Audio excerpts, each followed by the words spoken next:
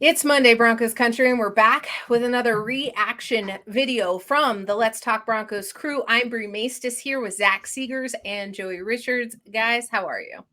You know, um, Mondays after a Broncos loss, never fun. Never fun. I'll tell you what, never ever good. It's not fun, but you know what? We're back here to podcast, and we're in the free smoke hoodie because I'm coming in here ready with my Stephen A. Smith esque takes. I'm gonna go on a Stephen A. Smith esque rant today. But other than that, I'm doing pretty good. Yeah, I thought I was muted for a second. Yeah, I'm doing great. Ready to talk some Broncos. Let's do it. I'm just, man, it's rough right now. Obviously, it's just same thing every week. Defense is awesome. Defense is so exciting, and the offense isn't up to meet them every week. They gave a rare performance against Derrick Henry. You don't see Henry ever held under 55 yards in a loss, and they accomplished that. And my goodness, it's starting to feel a little hopeless on offense with all the injuries. All hell broke loose, and that's what we're here to talk about. Sunday's game did not have the desired result. The Broncos lose another game this season. Up next is the Las Vegas Raiders. We will be previewing that later this week on our special Friday and Saturday episodes. You'll want to tune in this Thursday, and we'll talk more about it later. But Joey and Frankie take over Thursdays for a special draft-specific focus pod, which I know all of Broncos country is super excited about. I am too, and I'm going to speak for Zach here and say he is as well, because we're going to be continuing to bring you tremendous content, draft-related, season-related, everything we can do to make this Broncos season a little more palatable. I did want to remind anyone that if they're watching over on Twitter, which I can see you, I know you are, go ahead and jump on over to the Facebook or the YouTube stream, which are threaded down below this very tweet, so you can just hop on over there, or if you want to do it the hard way, you can search Mile High Sports and find us at the top of the tabs. We're live right now taking your questions and comments. So in order to get those highlighted, you got to jump on over there. And I can see people starting to come in right now. Samuel Castro has joined us. Hello, how are you? Frankie Abbott is also very excited to do this. And Glenn Hauser over from MHRT, super excited for Frankie. Oh, and Joey. Okay, can I say something? I want to address both of these comments. One, Frankie's the man. You guys need to stop jumping him in the comment section. I saw that. It was out of control and ridiculous. Glenn, you know what? I was a big fan of you. No, I'm just kidding. Shout out to Glenn. Shout out to Glenn and the whole MHRT. Awesome podcast. You can check them out, 5280 Podcast. Glenn is on Tuesdays over there with Mike as well. We'll move on here and get right into the meat of our episode as we talk about injuries that are continuing to plague this Denver Broncos team. You saw K'Wan Williams get injured, as well as Jerry Jeudy, which I think that we've escaped the worst of it, with it only being somewhat of a sprain or maybe just like a tweak. I don't know. What's the final result on that, Zach? And how are you feeling about that?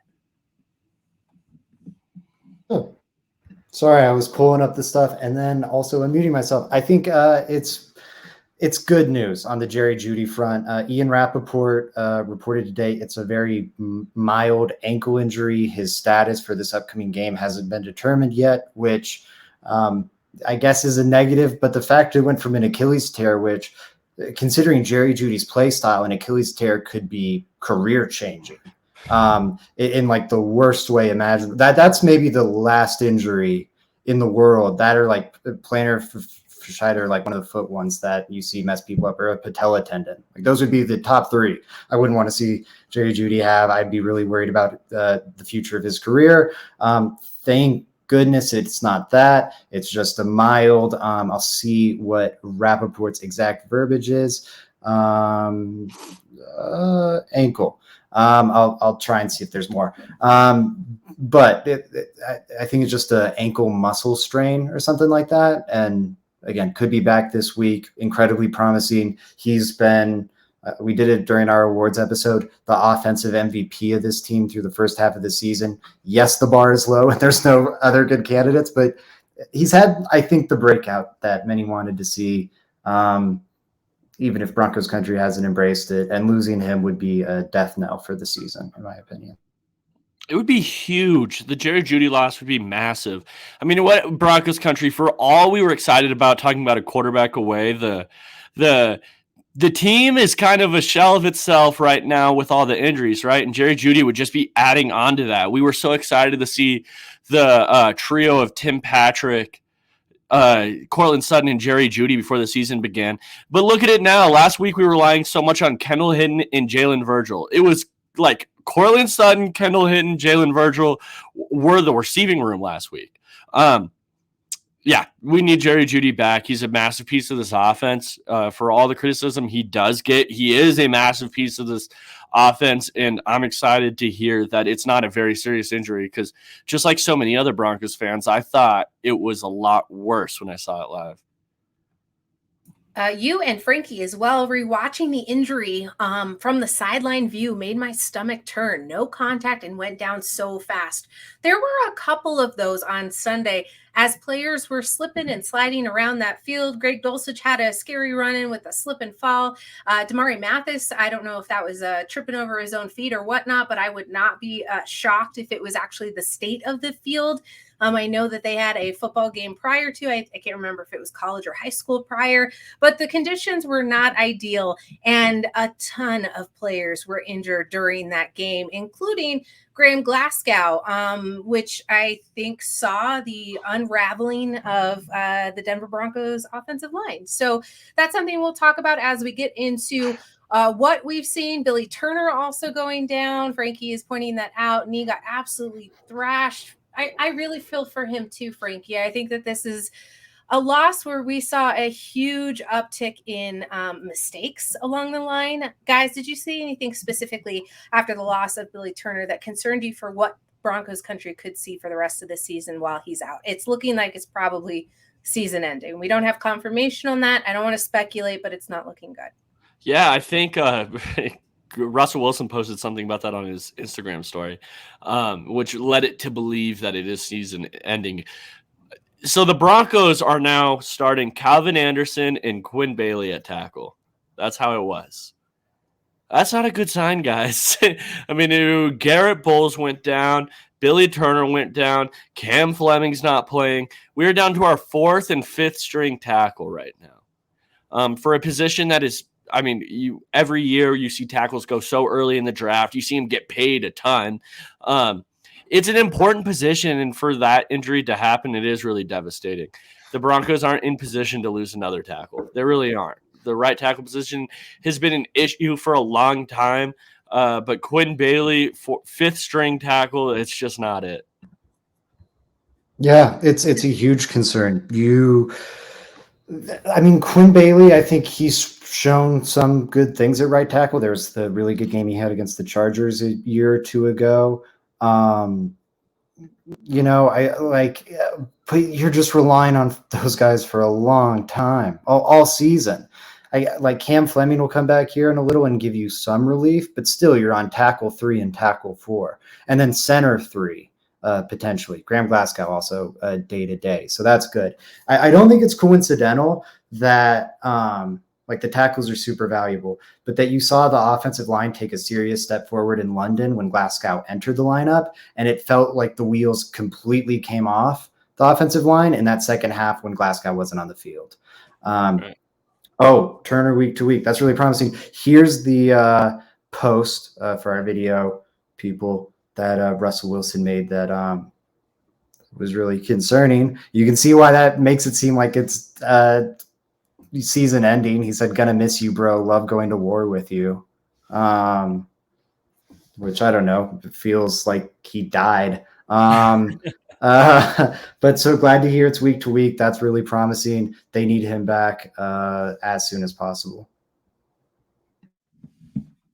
Absolutely do. I got distracted there for a moment as I went to go confirm something, but I do want to, as we move into the rest of everything, quickly on K'Wan Williams and the impact to his injury there in the secondary. Zach, I know you were both you and Joey were impressed with the way Williams was playing. And then obviously as the secondary continues to get injured, these are starting to pile up in a key position. Talk to me a little bit about it, what it means for the Denver Broncos secondary, specifically cornerbacks. Yeah, they're in a bad spot. Their backup, so their top nickel is obviously K'Wan Williams. He's been playing incredible this year. I think he's frankly been an upgrade on Bryce Callahan, which is incredible because Bryce Callahan was such a great player. Just has been a star on that defense, a unheralded star, but a star nonetheless. He's gone for at least a month. That's incredibly troubling. Caden Stearns remains on IR with his hip. He's the backup nickel. You're without him. PJ Locke, probably the next nickel up. He's still here, but he can't play nickel as long as he's filling in for Justin Simmons at safety. So you're on nickel 4, Essang Bassey. Right. And I think he did play really well against the Titans relative to my expectations for Essang Bassey, but man, if you're looking at him for a month, I guess maybe it's only a week if you get Simmons back and then you slide PJ Locke down. But either way, it's a sizable downgrade from K'Wan Williams. And like you said, this secondary already is pretty beat up. Yeah, I mean, K'Wan was terrific. He was a really good tackler, or he has been a really good tackler. He's been a really good cover cornerback. He's been phenomenal this entire season, more than what I could have hoped for, honestly, when we signed him. He's better than I even could have hoped for. K'Wan Williams has been terrific with the cast and all, right, which I thought made him look pretty badass, man, that big mallet of a cast. But it's a big loss, especially considering who's going to be going in for him. It's going to be Essang Bassey more than likely, and I'm not too excited to see Essang Bassey, if I'm being honest with Broncos country here. I'm not. I think the Broncos could have had better nickel depth this offseason. Nate Hairston comes to mind. Bryce Callahan comes to mind. But you mean a cheap veteran option that was already on the team and knew the defense? Something like that? Exactly. And could have played a smaller role to limit his ability, or I guess odds of being injured, right? It would have been really good if they could have got him. But Joey, how can you justify a smaller role for a cornerback making a jaw-dropping $1.2 million? How can you justify him as a depth piece? Yeah, no, it's true. It wasn't very good that the Broncos went in. And then, guys, this is also something I think Broncos fans and a lot of Bronco analysts that I was watching, including myself, including Zach, including Bree, we were all skeptical of the Broncos cornerback depth going into the season because of injuries. I mean, you guys have to think just a couple years ago, we were starting Bosby and some just other random guys at corner because there's a lot of them. You have to play 3 of them. The odds of them getting hurt, especially at their size, they're smaller guys, it's large. The Broncos went into this offseason knowing K'Wan Williams had some injury concerns, knowing Ronald Darby had some serious injury concerns. And guess what has happened? They're both injured now. Where does that leave the Broncos? Damari Mathis has stepped up, but now we have to wait for another cornerback to step up, and I'm not very confident about it. Yeah, it's bad. It's like this defense right now. It feels like a Jenga tower, and it's just like, how many pieces can you pull out of this thing before it collapses? The fact it hasn't collapsed yet, with how much strain the offense is putting on them by just constant 3-and-out punt, 3-and-out punt, 3-and-out punt. Paired with how many injuries they've suffered, and they still remain the best defense in football, is a testament to Ejiro Evero. It sucks. I think he deserves Assistant Coach of the Year, but the Broncos aren't winning near enough games for that to happen. I had one more question. Michael wanted to know about Michael Ojemudia. What's his timeline? Is he nearing a return? I am not sure. I think he might be healthy, but he's an outside corner. Yeah, I'm pretty sure he's healthy. He's just an outside corner, and Damari Mathis is better than him.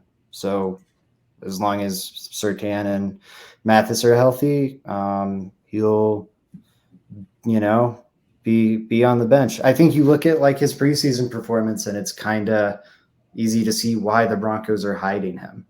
Right. Oh, thanks, Frankie. Played a snap a week or two ago. I completely missed it. Getting the Caleb Farley treatment. Damn, I didn't even do that either. I liked Frankie's comment. We needed core special teamers. It's true. Like, this is why the Broncos shouldn't have been making luxury picks at special teams. Like, by the way, that special teams just got dusted by the Tennessee Titans. And some of that's like Stonehouse being great, but that's not all of it. They got worked. And so the investment in special teams this year, I think, is something that is so frustrating. And even then, DTY was a special teams pick, 100%.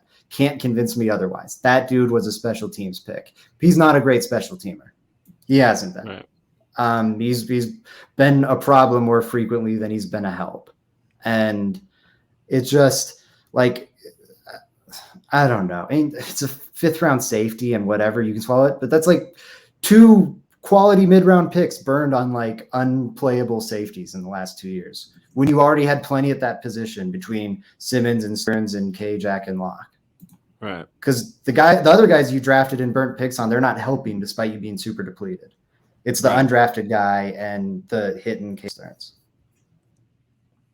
Glenn wanted to know, when will Hackett's evaluations come to any conclusion? Talk about a standing headline.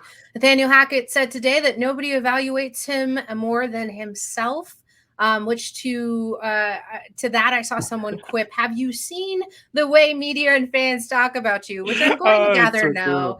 Cool. But I do feel like Nathaniel Hackett and Russell Wilson are full of buzzwords and are able to hold themselves together during pressers to say what needs to be said. I don't know if Nathaniel Hackett is evaluating things in a correct way to change course here, as we've seen not much change for, I would say, the entirety of the first half of the season. But honestly, and I have a question for both of you that doesn't need a whole lot of time, but we've heard who deserves more blame, Nathaniel Hackett or Russell Wilson. My question is, if you plug in a new head coach or you plug in a new quarterback, which one would have more immediate results? Do you have an answer to that? Because it's different. That is a much different question. Okay.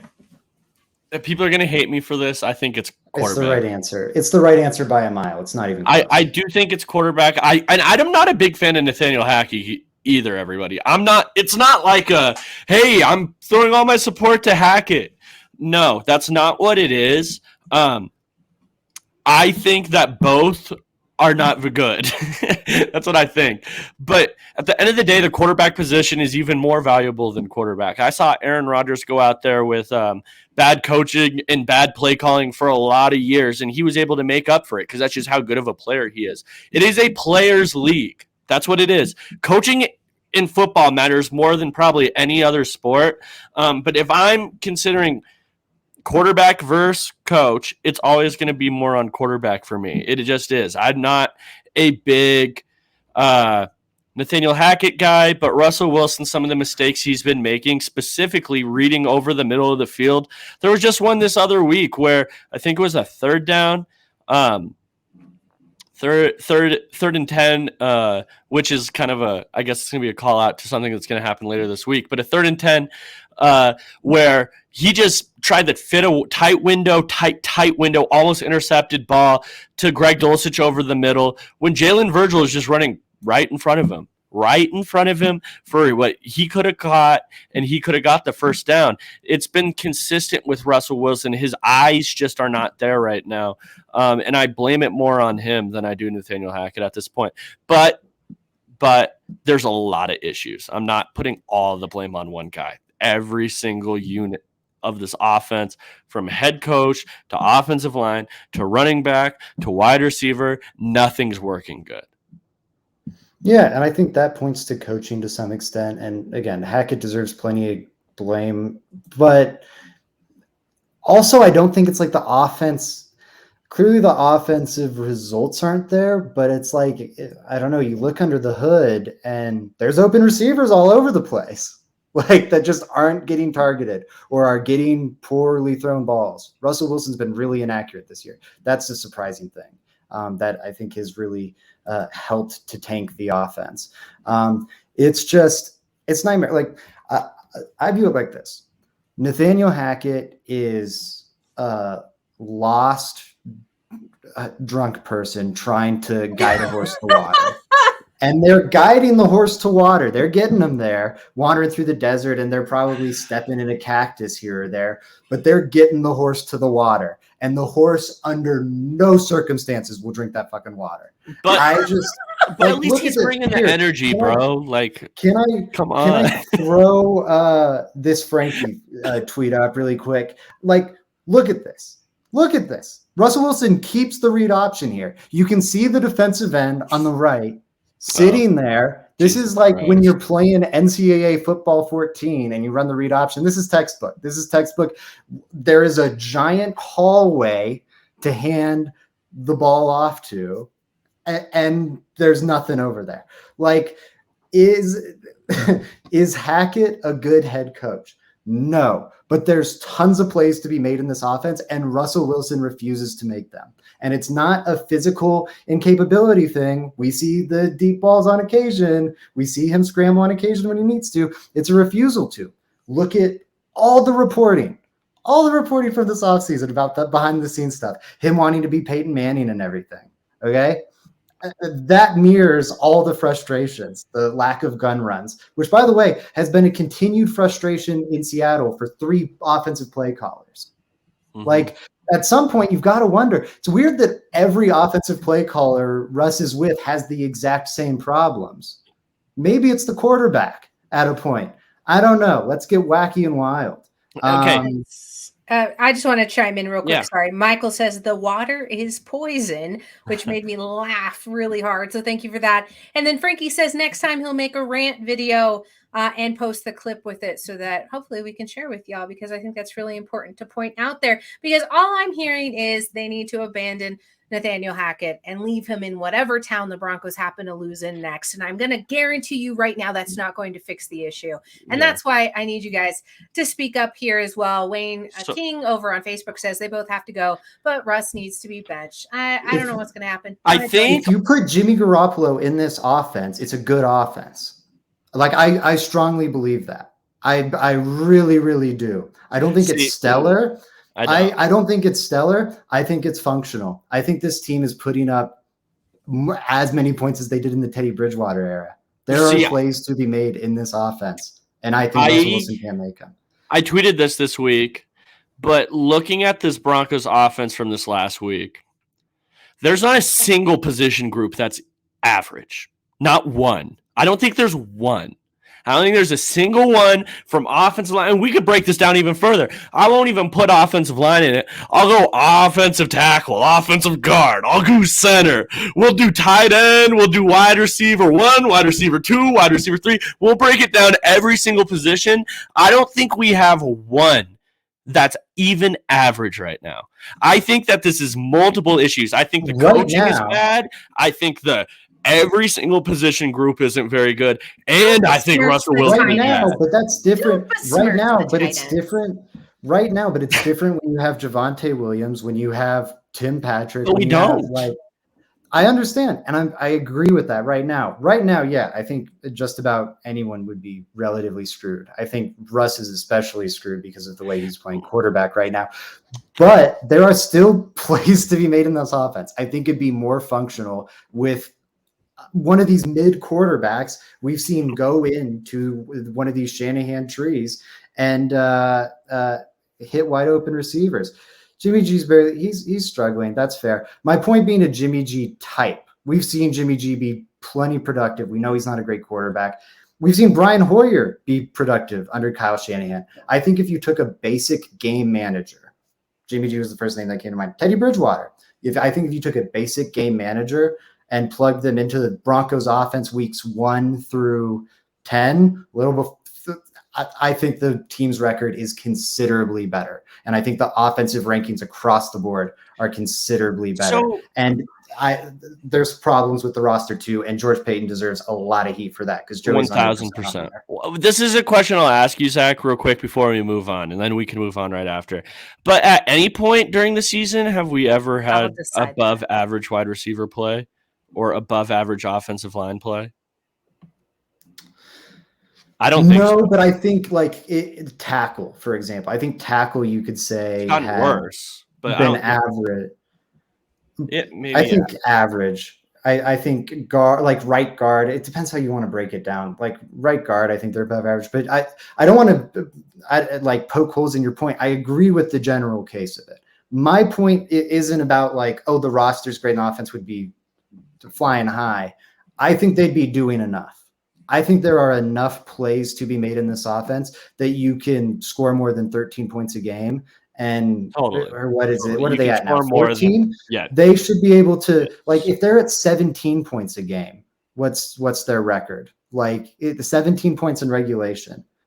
If you put that in every game, I know 18, it's 8-1. What's it at 17? Probably about the same. There's enough plays to be made in this offense.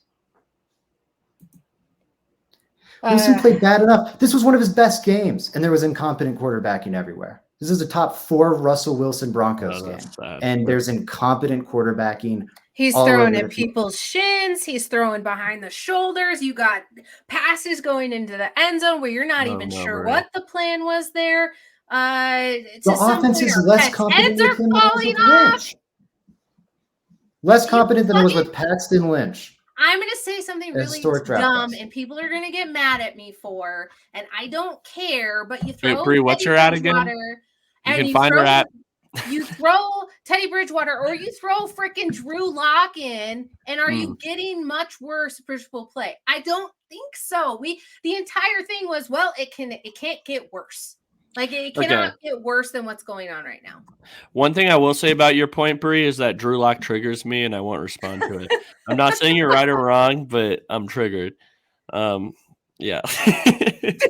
Man, remember when they went to undrafted, or was he a 7th round pick? 7th round pick, Brett Rippon, and the offense showed like no drop off. If you actually line up their yardage and say McManus didn't miss those field goals, their point production and their yardage production would be right in the middle of all the Broncos games this season. And the Colts are a top 3 defense they've played. So he actually like outperformed Russell Wilson's average, which is bizarre for undrafted 7th round quarterback who's making peanuts and was a practice squatter the first 2 years of his career to be like right in line with what Wilson's producing. No, Frankie, those aren't the rules. And if you had been paying attention, Frankie Abbott says Bree said Drew Lock. There was never a caveat that said I could no longer bring up Drew Lock. It is Zach is not allowed to bring him up unprompted. Joey still, however, I don't think it was a Zach. I think it was Drew Lock. Vic Fangio. I do. I mean, it's only right. No, I think it wasn't Zach. It was a Zach. I think it was. No, you gotta watch the tape, Bree. You've got to watch the tape. No. This is exactly like commercials where it's like, I want a free review so that we can go over it, and we're going to stand side by side, and we're going to. You got to watch the tape, and then I'm going to turn to you and be like, Zach,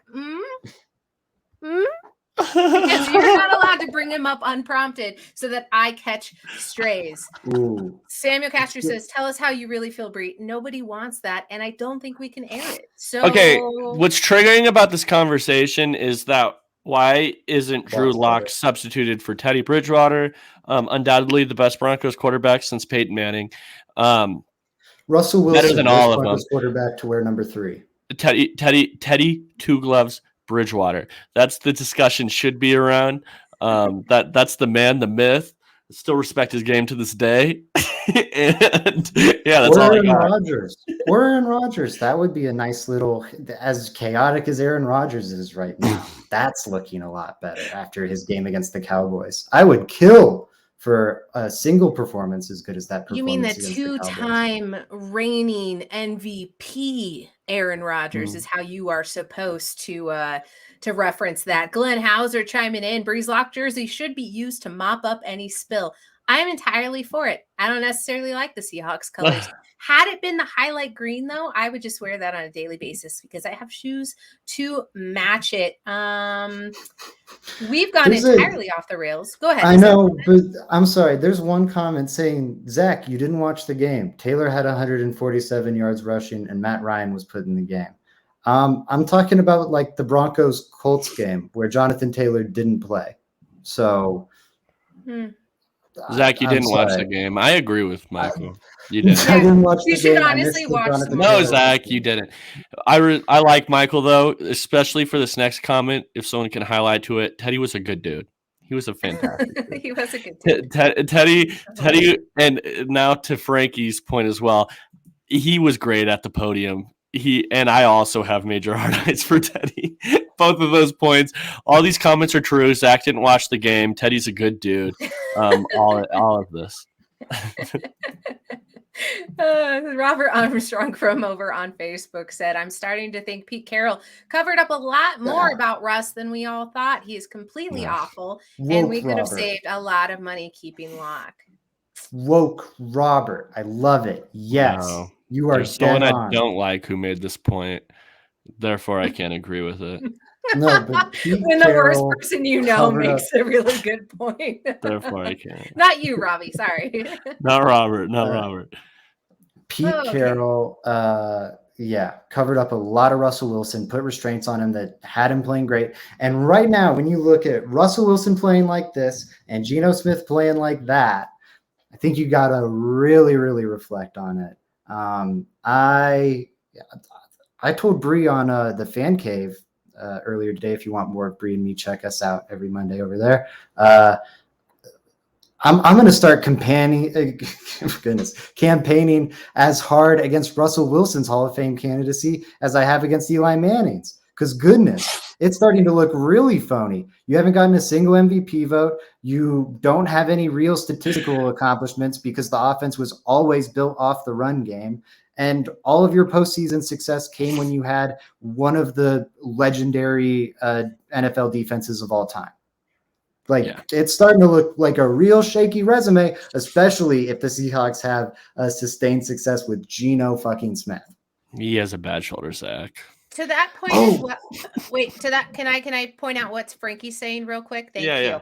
Frankie Abbott says people, I know, and I enjoy it so much. Frankie Abbott said people want Russ to be in an offense that fits him. He literally left the offense that fit him best because he wanted a new one, to which he also replied, he got the OC that got the best season out of him fired. Yeah, a bunch of times. Oh, Frankie is spitting. These are all true things. Because here's the thing about Russell Wilson. He is the rare professional athlete who wants to do what he's bad at. He wants to be Peyton Manning, and those are all his weaknesses. It highlights all his weaknesses. It's insane.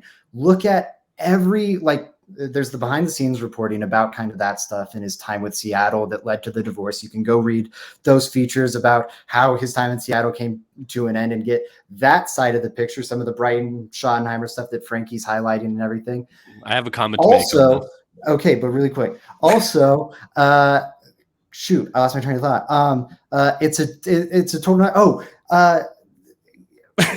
Hackett's comments, Alton's comments, Russell Wilson's comments, George Pace's comments from this entire summer, this preseason period, during the season, they all say this offense is what Russ wants to be doing and nothing that he doesn't want to do. So stop blaming Hackett for the structure of this offense because it's what Russell Wilson wants to do, and it has sustained problems that go back 4 years for Russell Wilson through different offensive players. Can I highlight this comment from Glenn here? Guessing we can cross off Zach's one-on-one sit-down with Russ. All I have to say here is that if I were Russell Wilson, I wouldn't take this type of disrespect, and I would go sit down with a guy like at JR Drafts. I think he would do a really good job at it. Yeah, Glenn, I completely agree.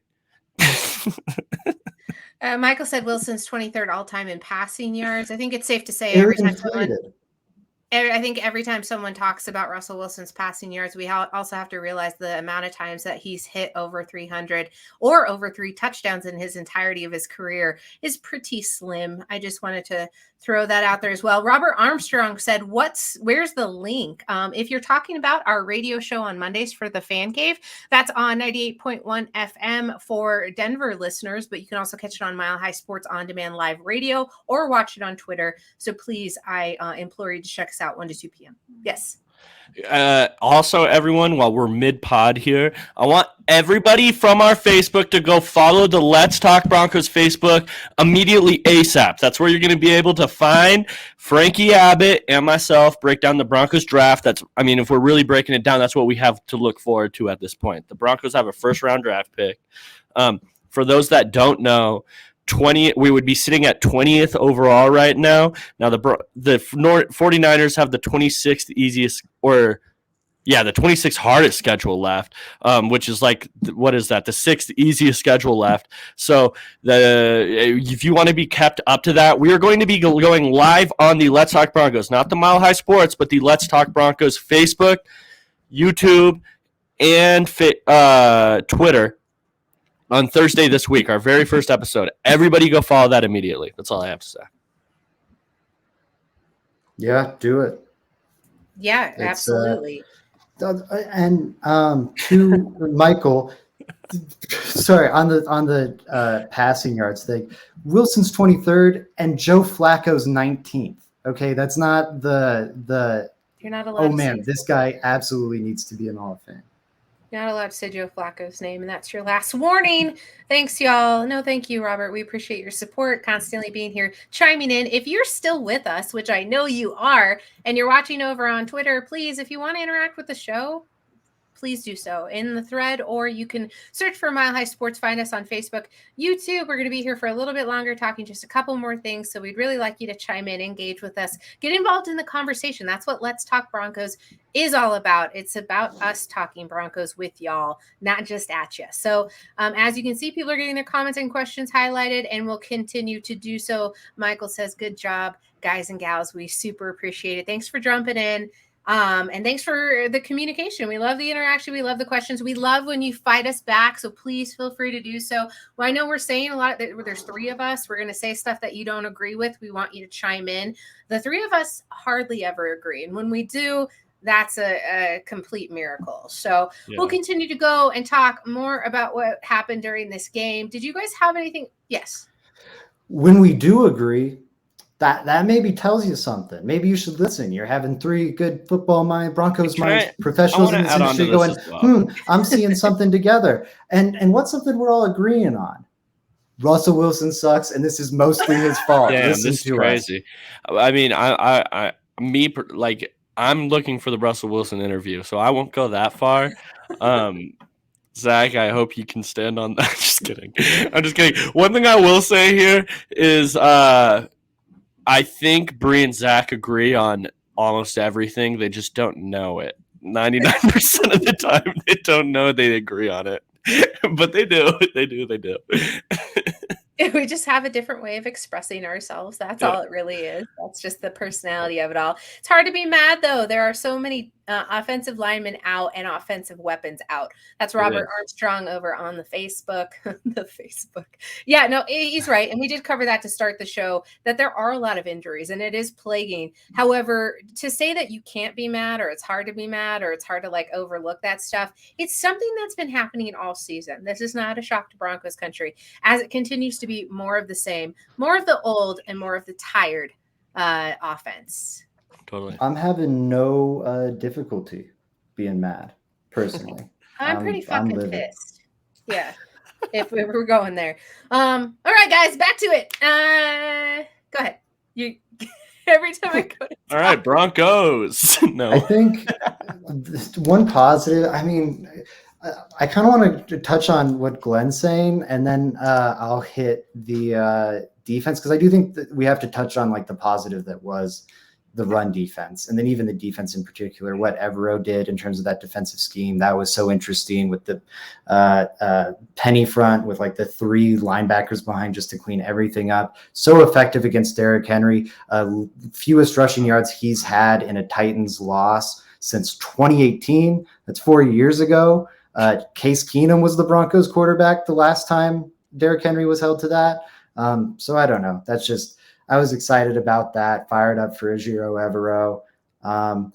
But as for 2023 Russell Wilson, what Glenn was asking about, I think it's going to be bad, but a little better because the coaching should be better. And I think you'll see some capital and money invested into upping the offense this offseason. So I think it'll be bad. It'll be a little better. And then I was diving hard into contract stuff today. I'm confident the Broncos, if it stays this bad, move on from Russell Wilson after the 2023 season. You heard it here first. I think they trade him. If they don't trade him, they'll cut him as a post-June 1st designation. I've been cranking the numbers. I've been researching cap rules.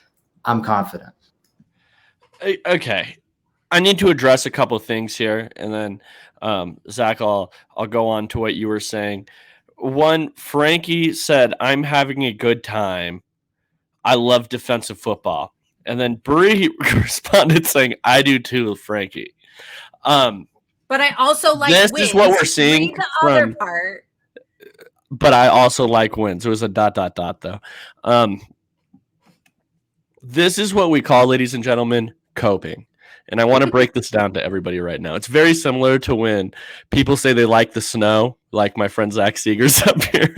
This is not real. Defensive football, I mean, it's cool and all, but it's I've never seen anybody with a good offense say, why don't we punt more? I've never seen this before. And chat, let me know if I'm wrong. Have we ever seen anybody want more punts? Never. I've never seen it. That's all I have to say. Frankie comes in and says it was sarcasm, Brie, ... Well, how am I supposed to know? People say crazy stuff all the time, especially on the interwebs while we're talking football. I thought maybe you were being serious. I didn't know. That's fine. Glenn Hauser also referred to Zach as press box. Seegers loves the snow. He absolutely does. And every time I'm sitting in the elements and it's raining on my head or snowing, I like to text Zach very terrible words just yelling at him. So he knows how I feel. You can fit all snow activities into 1 week. Hot take. Let's talk about the defense, y'all. What good did you see out of Sunday's game?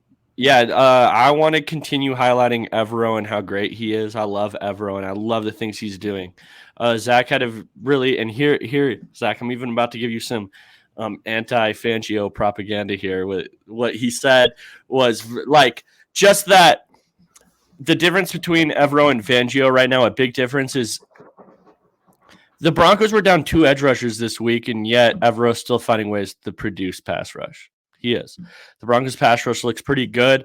And you know what? You got to be happy with that. Evero's done a great job. Robbie had a really good breakdown on the penny defense, which has had a really good impact on our pass rush, making sure everybody up front is not getting doubled pretty much. It's a 5-on-5 situation. You're going to have to keep your tight end in or your running back in if you want to double somebody.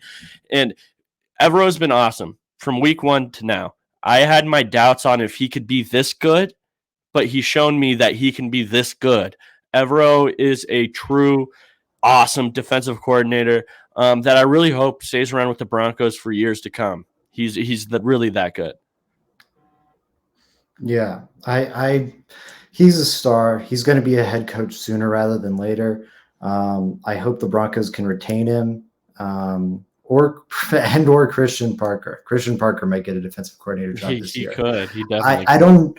I don't know if you retain both those guys through the coaching staff transition. If they lose both, it'll be the Broncos defense, specifically the secondary, will be much worse off for it. If they can retain at least one of those guys, I'll feel good about the defense moving forward. I'm blown away with what Evero's done. The defense for Fangio's defense last year, in part, was because the Broncos defense didn't perform well last year. when you look at like all the advanced metrics. They were good in like points allowed, but it was just because their offense had such this slow ball control pace that they were limiting possessions, which kind of messed up the scope because then they couldn't get off the field on third down and certain things. Anyways, the argument for it was they're not able to create pressure because they have no edge rushers left.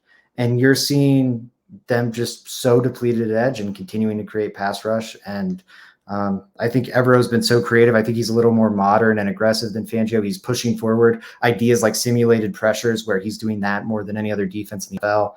And that's like the in vogue thing. I don't think you'd see Fangio that cutting edge on it.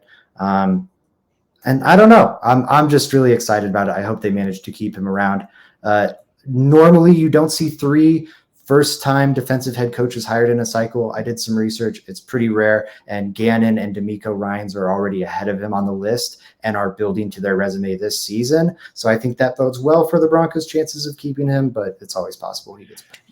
Yeah, it's better. I mean, I think it's better odds that Evero is a defensive coordinator on another team rather than head coach. That's just how I think. You have guys like D'Amico Ryans coming up, who's a defensive head coach, or who could be a defensive head coach. Dan Quinn, who could be a defensive head coach. There's a lot of guys out there. It's rare you see it. Most of these head coach guys are. I mean, you've seen it with all the young offensive guys they're trying to bring in. They're trying to find the new Sean McVay, the new Kyle Shanahan. That's the way the league is going. I don't know. That's just the way I lean there. It'll be interesting. I think it's better odds that if the Broncos hire a new coach, it's either going to be I keep Evero or I don't. And I know there's going to be a lot of people pissed off in Broncos country if that new head coach doesn't. All right. I think it's everyone's favorite time of the evening as we talk about special teams play, because I think we need to talk about the punters for both teams. One, Stonehouse, absolutely incredible, probably one of the best punters to exist. But then on the other side, the Broncos are having some issues at punter. To start, and during the offseason, Zach was letting us know that Corliss Waitman was just outperforming Sam Martin. Do we still feel that way? I don't know if he's been outperforming Sam Martin. I think he's been a disappointment based on what we saw in camp. Certainly. Yeah,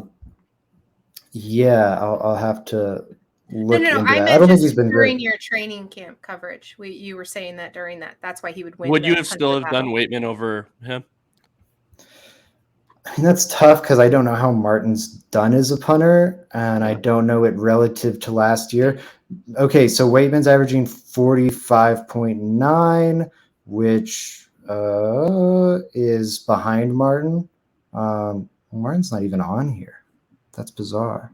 I'm sorry. I don't know where Sam Martin is. But 45.9, and then last year you had Sam Martin at 46.0. So, man, I don't know. Waitman's cheaper, and if it's identical, I guess you'd prefer Waitman. But the coverage has also been better this year, so maybe you'd go Martin just for the reliability. I'm not that hung up on it. I'm more hung up on the Stonehouse thing, which Joey's our draft guy, so I kind of want to tee him up for it. But this is, I think, another Peyton miss. They were looking to move on from punter this year. That's why they kept Waitman around to compete with Martin. And you had a guy in your own backyard at Colorado State who was the best punting prospect in this year's draft. That's right. It wasn't Matt Araiza. The off-field issues aside, because obviously that makes it clear. But even on the field, Stonehouse was more impressive and could have had him for what he spent on Faion Hicks. And the Broncos would be much better off with Stonehouse than Faion Hicks. Frankie says me and Joey's punter episode on the draft fall will be absurd. It will be absurd. I can't wait for that one. I will say this about the Broncos special teams right now. When it is the Broncos are in so many close games, and it's not because of the offense keeping them close games, it's because of the defense. I have to give them credit there, right? The defense has been keeping them in close games from week 1 to now. There's been no blowouts. It's been the Broncos been in close games every single game. it could really come down to inches. I mean, it's the most popular term, right? Football is a game of inches, and it's not a lie. It really is. When you have good special teams, it could be the difference in these type of games. It really could be the difference in these type of defensive battle games. So that's all I have to say there. Waitman hasn't been good enough. I'm not sure how Sam Martin's doing either, to be honest. But yeah, it's an issue when you're in close games and your special teams isn't performing up to par. Yeah, absolutely. Indy said, I shopped for replacement sliding glass door handles on Sunday instead of watching the game. That freedom is exhilarating. I'm happy you were able to get away for a little bit, Indy. We appreciate you hopping on. We've missed you. Thank you. Indy, I missed you, bro. Commenting and letting us know that you're alive. Frankie says that sounds fantastic. Glenn Hauser, death by inches too. I do think that all of the standard terms that you do use, except for any given Sunday, the Broncos can win because it doesn't feel like they're able to inch it out whatsoever. It is frustrating. Wayne King has an amazing question that I don't know if Zach has the almanac brain to answer it. What do you feel the real chances are we go 0-6 in the division? And when is the last time we went 0-6 or 1-6 in the division? Just asking. I know I remember 1967 was bad.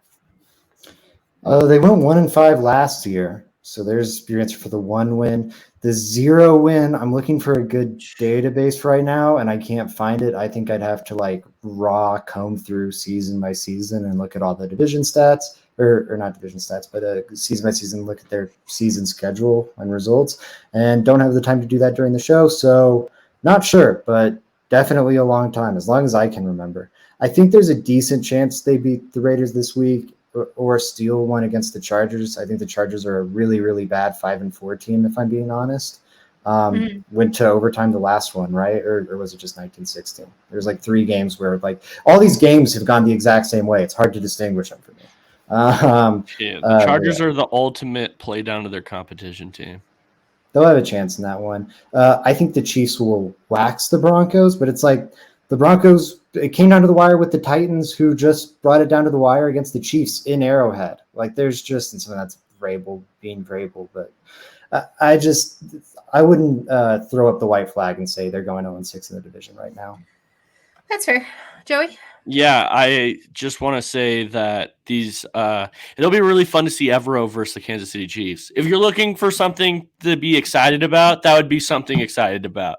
The Chiefs are explosive as hell. Patrick Mahomes is great. Andy Reid is terrific. I want to see this Broncos defense play against that Kansas City offense, and we'll really get a true look at how good Evero and the Broncos defense is. I hope that Randy Gregory and Baron Browning are back by them, right? Because that would be big, and that would be a fun match. If the Broncos can keep that close, I'm going to be singing Evero's praises. I hope that's what we're singing as well. Frankie says the Chargers, the Broncos game is going to be brutal. Both teams are in such a sorry state. Yeah. It's going to be a really sorry showing on Sunday. Glenn said if the Broncos averaged 18 points per game, they'd be 8-1. Is that the most shocking stat of the year to you guys? It's ridiculous. It's crazy. It's crazy. It's crazy. It makes me want to die. Oh, that would make them the second best team in the NFL, by the way.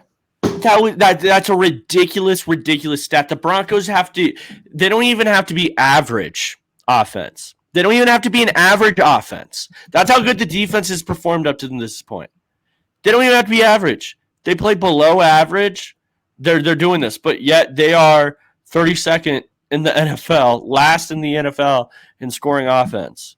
And this is what's going on. Michael says the worst 8-1 team. It doesn't even count. That's not an act. That might be true. That's not a thing. At least you're 8-1 and you're making a run for the wild card. Hey, Breeze dead on. Look at the New York Giants. Guess what? The New York Giants are gonna play and maybe win a playoff game this year because of this start they've gotten off to. While they're trying to lose games, the Giants are trying to lose games. The Broncos are trying to win now, right? Hosting a playoff game would be nice. The Broncos mortgaged their future on this Russell Wilson thing, and I think it was always fairly unlikely they were going to win a Super Bowl, which I think in some ways you could say the gamble didn't pay off. But I was fine with it because it was hey, you're going to get playoff football. You're going to get fun offense. It's going to be great. And it's a level of incompetency that's crazy. Like, look at the NFL this year. They'd be 8-1 and like the Titans are set to be the 2 seed or the 3 seed right now in the AFC. Right. Like a Broncos team with a functional offense would be a Super Bowl contender this year. Right. True. Maybe a bad Super Bowl contender, maybe one that doesn't measure up to teams in past seasons, but that doesn't fucking matter. They'd be a Super Bowl contender in 2022 if Russell Wilson could even like try and do his part, I think. Yeah. Oh, my goodness, y'all. That has been one heck of a time. We have Joey's question of the day coming up next, but I did just take a second to let you guys know about our sponsors. So I'm going to get rid of Zach and Joey. It's my show now. Hey, LTB listeners, we just wanted to tell you a little bit about Signables, a cool new way to display your fanhood in your office, home, or fan cave. Signables are flat footballs with digitally printed signatures on them of your favorite players, including yours truly, Russell Wilson. They're a great gift for your favorite football fan this holiday season. Collect your favorite player or your favorite team and go check them out at signables.com. You can also see it over on Zach's wall, which he is displaying behind the ad read. I really appreciate that.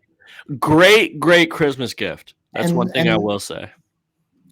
Great Christmas gift, a bunch of different players so you can like collect them all. Let's say, hey, Russell Wilson's a little sad right now. I don't want to really endorse Russell Wilson. That's fine. They've got Aaron Rodgers. You can think about what could have been. They've got Joe Burrow. You can become a Bengals fan. That sounds pretty fun. They've got Devontae Adams. Maybe that one might be tough to swallow, but hey, if you're a collector, you got to catch them all. If Russ, to Frankie's comment, if Russ wants to pay for any advertisements on this podcast, we will accept it. With that fat paycheck that guy has right now. Anyways, keep going. It's that time of the evening. It's Joey's. Be careful though. Okay, Joey's question of the day, guys. Who is the Bronco that scored the most touchdowns of all time? We'll start off with Zach Seegers. Passing We're or not counting passing? Not passing. No, not passing. Yeah, receiving plus rushing. Oh, wow, that's tough. I'm going to say... My brain doesn't work very fast. Oh, it's tough. It's got to be a running back that was around for a long time. Why would it have to be a running back? Oh, I guess it wouldn't have to be. It could be a receiver, but it's just it splits up more with. It's definitely a running back. It's no. Is it? I'm gonna go Rod Smith. I'm wrong, but I'm gonna go Rod Smith. So I'm going Terrell Davis then. Okay, it's Rod Smith. With 71 total touchdowns, it's by far the most touchdowns. Crazy enough. Yeah, it's trailed by TD. So you were close. All right, top two. It was trailed by TD, and then it was trailed by Demaryius Thomas was third. Shannon Sharp, I think he was in the top 5, just so everyone knows. I was looking at this today. But yeah, TD was 71 total touchdowns as a Bronco. I didn't watch much Rod Smith growing up, so I am always shocked to go back and look at his numbers. His numbers are ridiculous. He has the best numbers of any Broncos receivers all time, and this is just another little asterisk to put next to it, right? Rod Smith, 71 touchdowns, the best. That's crazy. I'm glad I was second. Samuel Castro says I was close. You were close. You started close. A little bit. I mean, top 5, top 2. Broncos need speed. Frankie says Denver needs a draft, some wideouts. We have so much time this week to talk all things draft and what to look forward to. We have kept you almost an entire hour, though. So I do want to be respectful of your time for some Monday Night Football as we as we recount this. Please don't discount what we're doing here. As we recount what happened on Sunday. Thanks for following along with us. Thanks for getting all your questions and comments out there. We'll be back tomorrow with another live episode of Let's Talk Broncos. Zach, Joey, where can everybody find your stuff? Yeah, everybody, follow me at JR Drafts. I'm going to be having an offensive tackle draft-related piece come out mid this week. I'm really excited to put out. I know offensive tackle is a position that's like everybody's talking about, right? Everybody wants to find a new offensive tackle. I really like, and Frankie really likes that guy from Tennessee. Frankie and I were going to be talking about this on the podcast, so make sure you guys are following the Let's Talk Broncos Facebook if you are in the Facebook right now. If you are on the Twitter, follow the Let's Talk Broncos Twitter. If you are on YouTube, follow the Let's Talk Broncos YouTube. That's the only way you're going to be able to find Frankie and I's draft podcast, so make sure you're doing that. And, yeah, that's all I really have. Zach, how about you, bro? Yeah. Make sure you're checking out Joey and Frankie's draft stuff with that getting all fired up this week. And the Broncos probably looking towards the draft. You guys lined it up well with the trade to start teasing it. And now the Broncos season is looking dead. And it's a great time to really start diving into all that stuff. I'm excited to maybe hop on with you guys in a week and talk, or 2 weeks, and talk about receivers and what receivers we need to start watching, because that's one of my favorite positions to study and learn from you guys on offensive tackles. I'm sure everyone in Broncos country can learn from you guys on offensive tackles. So make sure you're using that resource. Oh, and then at Zach Seegers, or at Zach_Seegers on milehighsports.com. You also want to make sure that you're reading milehighsports.com for all of Zach's coverage of the team, covering everything Broncos, releasing about an article a day. Sometimes it feels like 2, but you're not going to want to miss it. Stock Up, Stock Down is over on Mile High Sports at the top of the Broncos page, where you can read all of his thoughts on what he saw from Sunday's game against the Titans. Joey, every time I'm talking, you laugh, and then someone just sent a DM from the Let's Talk Broncos account, so it's one of you, of the crazy picture, and I just had to laugh real quick. I'm trying to run a show right now. You can follow me over on Twitter, BrayMaestas303, and you can also catch me every Monday with Zach Seegers on the Fan Cave, 1 to 2 p.m. on Mile High Sports Radio. You can also watch us live, so you can see our faces over on Twitter. And then every single day here with the Let's Talk Broncos crew. We did have Thursdays off. We no longer have Thursdays off. It's Monday through Saturday here for the Let's Talk Broncos crew, and I couldn't be more freaking excited to bring you more Denver Broncos football talk. We'll see you tomorrow. Have a Go follow Bree's work. Please do. Bye, Sonnable.